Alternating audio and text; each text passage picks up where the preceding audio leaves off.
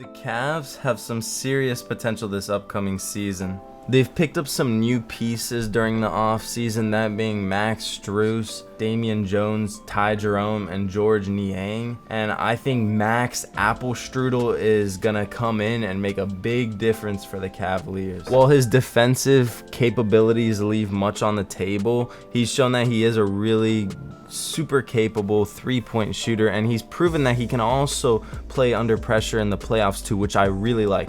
I know this for sure will help the Cavaliers out because they had so many players during the playoffs like Donovan Mitchell, Evan Mobley, who just couldn't step up. Most of the team was struggling in the playoffs, and I think we really need these players who can go out there and play under pressure like Max Strus. George Niang was also a very underrated pickup, and the Cavs did a good job of getting him pretty early on in the offseason. He's averaged 40% from three, and he's just a great role player. I don't know why a team wouldn't want someone like George Niang on them. He can come off the bench and he can hit a three or two, and that's all the Cavs need really from him. Once again, he's not a great defender. He's pretty slow on that end, but his offensive role-playing capabilities are what makes him a valuable player in today's league. The other players the Cavs got, Ty Jerome and Damian Jones, are going to add some depth to the point guard and center position, and they're just going to add a bit of an extra scoring boost, which the Cavs do need. With Robin Lopez gone from the backup center position,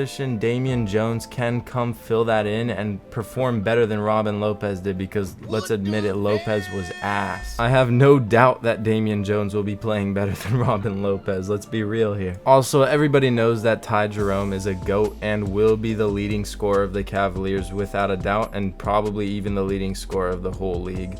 Now on to the young players that have already been on the roster, like Evan Mobley, for example, who has had a tremendous season last season. I think he's going to even step it up a bit more. Next season, I feel like he's going to take a little bit of a step forward. It may not be a huge stride, but I think he's going to be contending for Defensive Player of the Year without a doubt. I think he could possibly even be winning it. I mean, if he did it last season, I think he definitely could do it this season, and he's honestly just shown lots of improvement on the offensive end as well too. He's shown to be a lot more confident with the ball. I see him scoring more in the post more efficiently too. Evan Mobley is someone that I think is going to continuously improve, and I do think he's eventually going to be the face of the team. He's honestly such a good player, and I see him blossoming into some sort of Kevin Garnett type player for sure. Darius Garland, we already know what Garland can do. He's the Cavaliers' main playmaker, and him and Mitchell make one of the best backcourt duos in the league. He just has to prove that he can show up in the playoffs, unlike last year.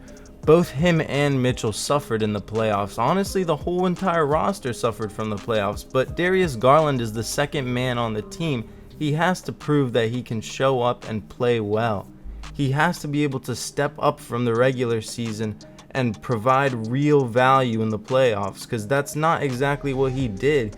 He actually took a step down, not a step forward. If him and Mitchell learn their lesson from last season and play at an improved level this season, the Cavaliers are set. They need their top two players to perform well when it matters most and show up, not fall and crumble like some trash ass player. Anyway, the Cavaliers should be excited that they increased their depth and their spacing. They really needed that extra shooting boost that they didn't have last season, and now that they have it, they're a totally different team. The playoffs are a different beast, but the Cavaliers have that extra year of experience now, and you have to fail to succeed. That lesson from last season will improve them for the future. Dear Lord, though, on a totally separate note, if Isaac Okoro does not improve his offensive game, the Cavaliers should just get rid of him. There's no reason for any NBA player to be that bad at scoring. He's an offensive liability if he can't improve at all on the offensive end. He might as well sign a contract with the Shanghai Sharks. I'm sure they'll accept him. Sorry, I just had to rant about that. I've been thinking about it a lot. I just can't stand watching that man play sometimes. Regardless, back on topic now, my money's on the Cavaliers contending for a championship next season. They just have too good of a roster not to. They've added shooting, their existing players are getting better, and they've added an extra year of experience to their arsenal, which will only help. And oh my gosh, I almost forgot about Imani Bates. How could I forget about Imani Bates?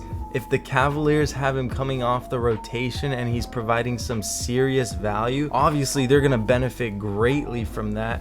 And honestly, the future is just looking so bright for the Cavaliers. If I was a fan of this team, I would be ecstatic with the way the team is looking right now. I don't see any way to be pessimistic other than the fact that Donovan Mitchell might not be there forever. But regardless, the team is looking fantastic with the young core that they have. A serious round of applause to them.